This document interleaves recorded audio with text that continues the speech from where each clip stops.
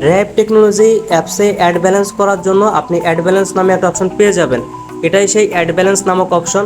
ওকে, তো এই জায়গা থেকে আপনি শুরুতে এই অ্যাড ব্যালেন্সের উপর একটা ক্লিক করে দেবেন। ক্লিক করলেই কিন্তু আপনার পরের স্টেপে যাবেন। আচ্ছা, আর তার আগে আপনাকে গুরুত্বপূর্ণ একটা বিষয় বলে দিই। এই অ্যাপসের মাধ্যমে আপনি যে মেন যে কাজ দুটো করতে হয়, ফ্লেক্স লোড করতে হয় এবং ড্রাইভ প্যাক এমবিওমেন্টের বান্ডেল অফারগুলো বিক্রি করতে হয়। তো ফ্লেক্স লোড করার জন্য আপনি অবশ্যই কিন্তু আপনি এই জায়গা থেকে যদি একটু খেয়াল করেন, দেখেন আপনার ব্যালেন্স 3টা, কিন্তু 2টা বর্তমানে কাজ করে, আর একটা চালু হলে পরবর্তীতে আপনাদেরকে জানানো হবে। ফ্লেক্স লোড করার জন্য আপনি মেন ব্যালেন্সে টাকা ঢোকাবেন, আর এমবিওমেন্টে বান্ডেল অফারগুলো বিক্রি করার জন্য আপনি ড্রাইভ ব্যালেন্সে টাকা ঢোকাবেন। ওকে, তো এই জায়গা থেকে শুরুতে আপনাকে মেন ব্যালেন্সে টাকা ঢুকিয়ে দেখাবো। আচ্ছা, সেজন্য মেন ব্যালেন্সটা সিলেক্ট রাখলাম, এরপর নেক্সট অপশনে ক্লিক করে দেবেন।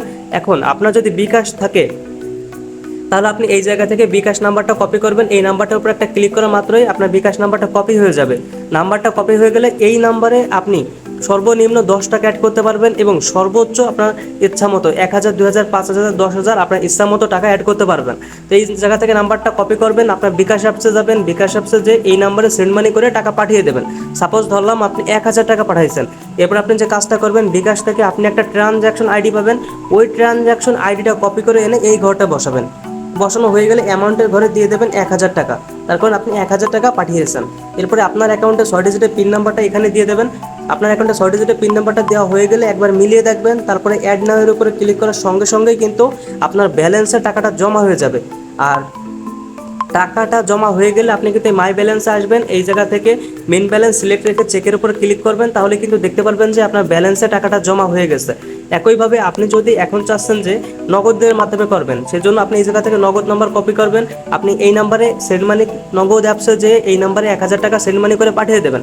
তারপরে নগদ অ্যাপস থেকে আপনি একটা ট্রানজ্যাকশন আইডি পাবেন। ওই ট্রানজ্যাকশন আইডিটা কপি করে নিয়ে এখানে দেবেন, টাকার পরিমাণটা দেবেন, পিন নাম্বার দেবেন, তারপরে অ্যাড নাও এর উপর ক্লিক করবেন। সঙ্গে সঙ্গে আপনার ব্যালেন্সে টাকাটা জমা হয়ে যাবে।